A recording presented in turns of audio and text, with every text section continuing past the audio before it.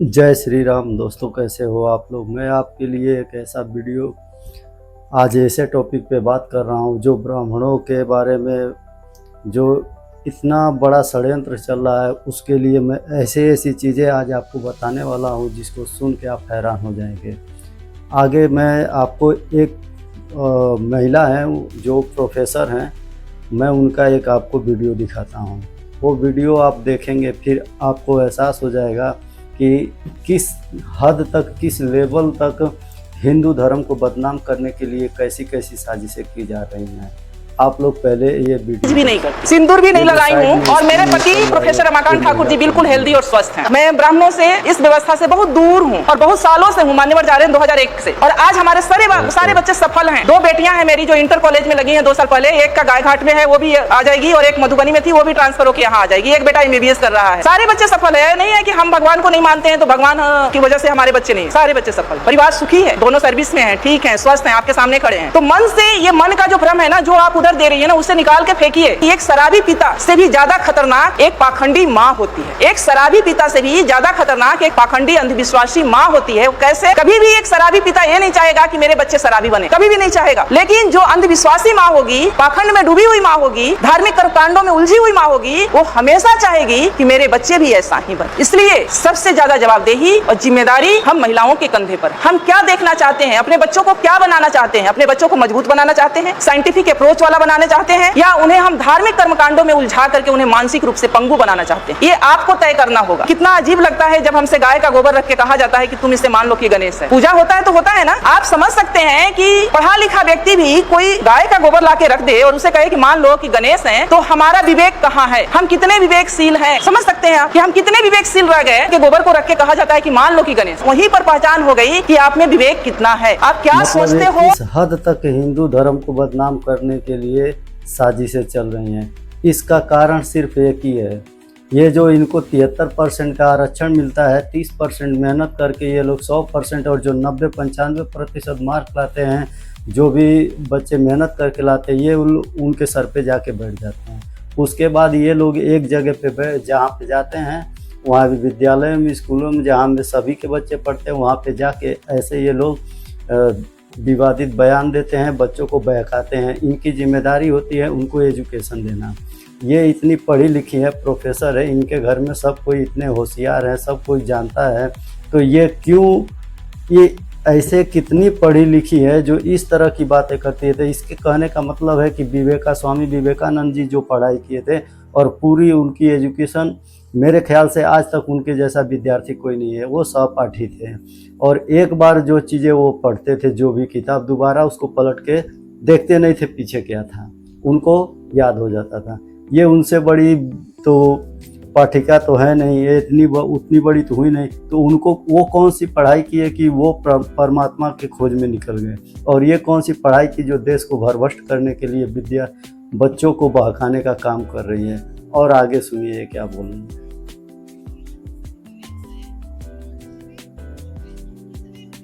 और क्या नहीं सोच सकते हो? सोचने की क्षमता आपकी कहां तक है? मानसिक टेस्ट, वो पैरामीटर, तो आप उन सब चीजों से निकले। बुद्ध शरण हंस जी लिखे हैं 4 खूंटे जिसमें हम लोग बंधे हुए हैं। उन 4 खूंटों को उखाड़ फेंकना है। पहला है ब्राह्मण पुरोहित। घर बनाते हैं हम, गिरी प्रवेश किसके अनुसार होता है? गिरी प्रवेश किसके अनुसार होता है? ब्राह्मण के अनुसार। बच्चे पैदा करते हैं हम, नामकरण कौन करता है? शादी विवाह ठीक करते हैं हम, बिना तिथि कुछ नहीं करते। तो वो जानता है, जबकि वो ऐसा है कि वो आपसे हो सकता है कि बिना पढ़ा लिखा ब्राह्मण हो, कुछ नहीं जानता हो, लेकिन वो जैसे नचाएगा आप वैसे नाचेंगे। दूसरा खूंटा है उनके शास्त्र, जो उन्होंने शास्त्र लिखे हैं। वेद है, उपनिषद है, गीता है, महाभारत है, मनुस्मृति है, जिसमें महिलाओं के लिए पता है आप लोग को क्या लिखा है? महिलाएं एक लता की समान है। लता मतलब समझती हैं, जो ये बेल होती है, बेल तुरई की बेल होती है, लौकी की बेल होती है, उसके समान है। यानी उसमें कोई दम नहीं होता है, कोई शक्ति नहीं होती है, उसको ऊपर चढ़ने के लिए सहारे की जरूरत होती है। उसी तरह से महिलाओं को माना है कि महिलाएं एक लता के समान है, जिसे बचपन में पिता के अधीन, युवावस्था में पति के अधीन और वृद्धावस्था में पुत्र के अधीन रहना चाहिए। आगे कहता है कि महिलाएं नरक की द्वार हैं। कितनी गालियां दी गई है। तीसरा है उनके त्योहार। मैंने अभी कहा कि त्योहार का मतलब होता है तुम्हारी हाथ, यानी हम जो भी त्योहार। अब ये बोल रही है कि मनुस्मृति में लिखा हुआ कि महिलाएं एक लता के समान होती हैं, उनमें दम नहीं होता है, वो एक कमजोर होती हैं। ये बिल्कुल ये दूसरे संदर्भ में बातें कर रही है। ये इतनी बेवकूफ़ है, इसको प्रोफेसर किसने बनाया वही नहीं समझ पाते। ये महिला इतनी बेवकूफ़ है, इसको पता ही नहीं है मनुस्मृति में या हमारे सनातन धर्म में जो भी महिलाओं को, महिलाएं आदिशक्ति, पार्वती जी, लक्ष्मी जी, हमारी जो सभी हैं सभी पूजनीय हैं और हम इनको एक योद्धा की तरह पूजते हैं। 9 दिन की नवरात्रि जो आती है हम उनको एक योद्धा की तरह पूजते हैं और उनका सब कोई, हर एक हिंदू विशेष सब हिंदू उनका सम्मान करते हैं। और ये किस आधार पे बोल रही है कि हम सनातन हिंदू धर्म में जो मनुस्मृति में लिखा गया है तो महिलाओं को कमज़ोर दिखाया गया। महिलाओं को कहीं भी कमज़ोर नहीं दिखाया गया है। अगर जो ये OBC SC ST की बात कर रही है कि पढ़ने नहीं दिया गया इनको ब्राह्मणों ने, तो ब्राह्मणों ने सबको शिक्षा दी है। जो पढ़ना चाहा वो पढ़ा, जो नहीं पढ़ना चाहा वो नहीं पढ़ा। पहले के दौर में जो था क्या हुआ क्या नहीं हुआ, लेकिन आज के दौर में जब सबको शिक्षा मिल रही है तो किस ब्राह्मण ने या किस स्वर्ण समाज ने जाके उनको बोला है कि नहीं नहीं ये तो दलित है, SC ST है, इसको पढ़ने का अधिकार नहीं है। मेरे को एक भी ये कहीं पे दिखा दे कि जब से लोकतंत्र आया है या लोकतंत्र से 500 पहले तक किसको, जब से ये कलयुग है तब से किस दलित समाज को मना किया गया है SC ST को कि तू पढ़ नहीं सकता है, तू लड़ाई नहीं लड़ सकता है, तू कहीं पे कुछ कर नहीं सकता है। ये बिल्कुल समाज को भड़काने और हिंदू समाज को तोड़ के खंड खंड करने की साजिश चल रही है।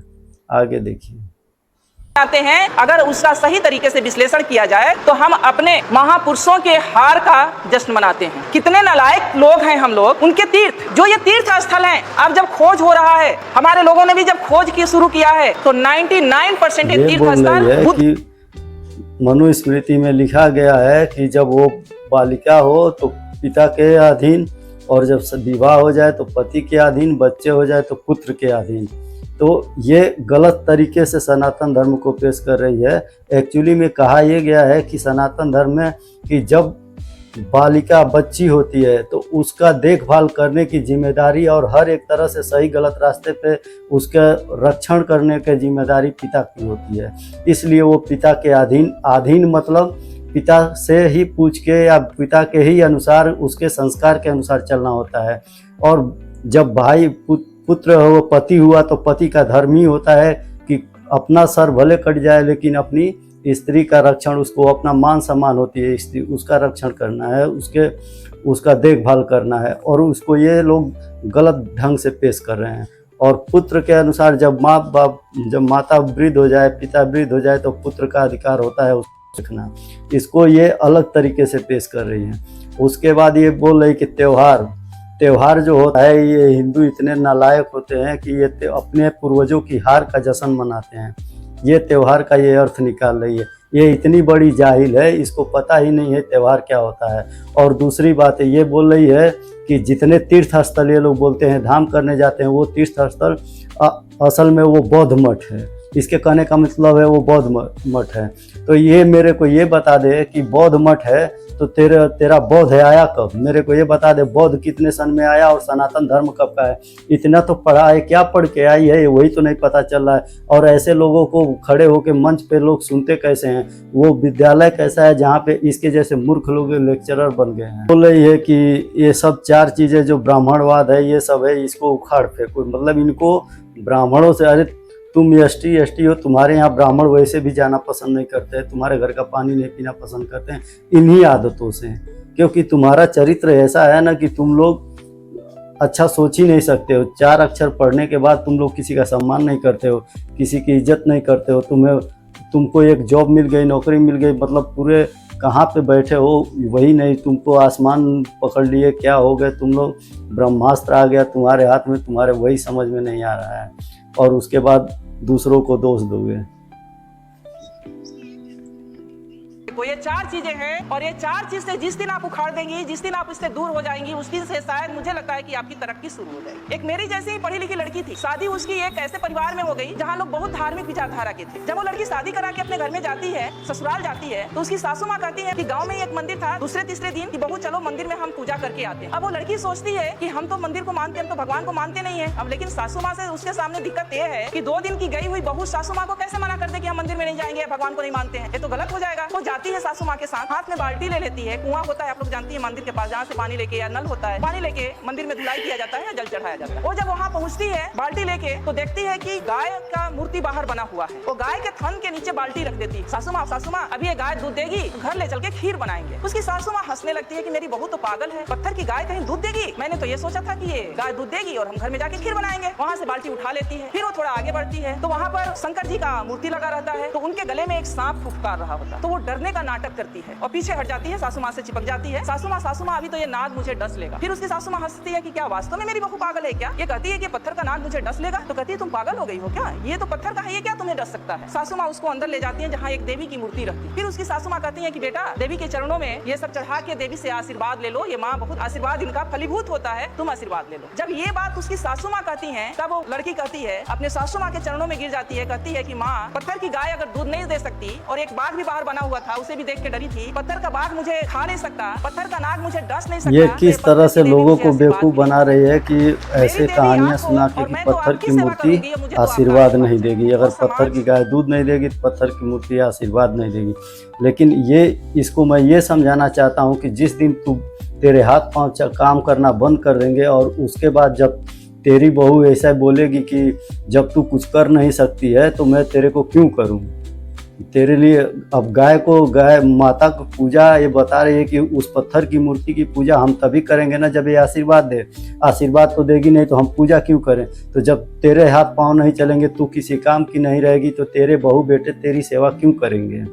इसका मेरे को ये जवाब दे दे। और रहा सवाल पत्थर की देवी आशीर्वाद देगी कि नहीं देगी, जब तू इस धर्म की है ही नहीं, तेरे को सनातन धर्म पता ही नहीं है, तो तू इस बारे में क्यों? और इतने सारे लेक्चरर में 40 मिनट का इसका लेक्चर है, 40 मिनट में इसने एक बार भी किसी और समुदाय के बारे में नाम क्यों नहीं लिया? सिर्फ इसी में क्यों ढोंग है? इसी सनातन धर्म की ही बातें क्यों ये लोग करते हैं? इसलिए करते हैं कि हम लोग इनके बारे में कुछ बोलते नहीं हैं।